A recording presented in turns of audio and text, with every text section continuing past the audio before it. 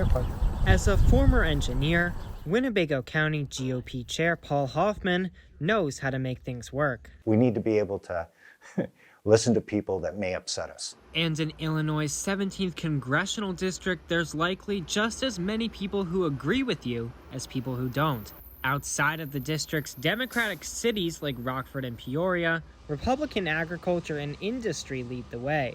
That divide makes politics and policy within the district all about compromise. It's probably about 44% Democrat, maybe 42% Republican as it's currently configured. In 2020, former President Donald Trump carried the district, but it sent Democrat Cheri Bustos to the House. It's a complicated dynamic. Esther Joy King ran against Bustos last cycle. She lost by 4 points, but now, with Bustos retiring, King looks to win the seat over her Democratic opponent, Eric Sorensen. Here's the rain that's coming in here. Sorensen is a former weatherman and wants more aggressive action on climate change. The fact that Eric Sorensen's sort of a popular kind of a TV meteorologist, I believe he was, that should work to his advantage. King has a military background. She's pro-life, pro-Second Amendment, and supports less government spending. Our desire from the Republican standpoint is to let business loose, increase production of oil and gas.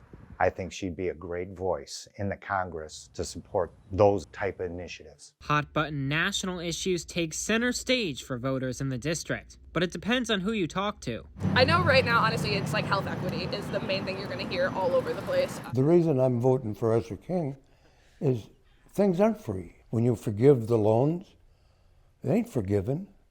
They're merely passed on to me. The manufacturing economy is a big issue here.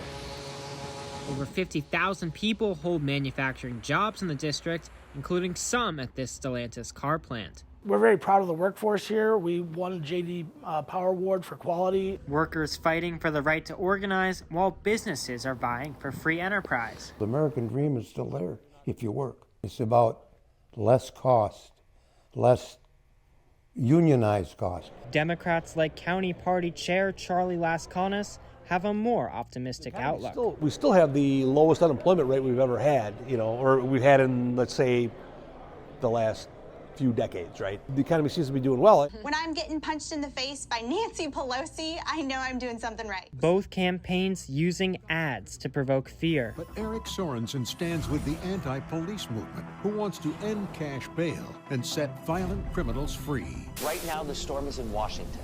The Supreme Court taking away a woman's right to choose. Politicians who only want to stoke hatred and division. While critical campaign ads are nothing new in politics, the District 17 boundaries are. This is the first election cycle with new district boundaries drawn by Democrats in 2021. Here in District 17, the new lines are designed to maximize the number of urban voters, like here in Rockford, while the larger area is mainly rural. The biggest change is the sort of tail that moves into Bloomington. Two parties seeing the new lines in two ways. The boundaries lines are, to me, utterly ridiculous. The Republicans who complain about it here, maybe we should take a look at the states that they gerrymander in the United States, right? I'm not going to apologize. At the end of the night, one candidate will win the ticket to Washington, but Hoffman says the 17th district doesn't win until the sides forget their feuds and find some common ground. It's a delicate balance between values being strong and not wavering due to political pressure, but yet finding those areas where we can come to some sort of solutions. In Rockford, Illinois, Logan Schijano, Northwestern News Network.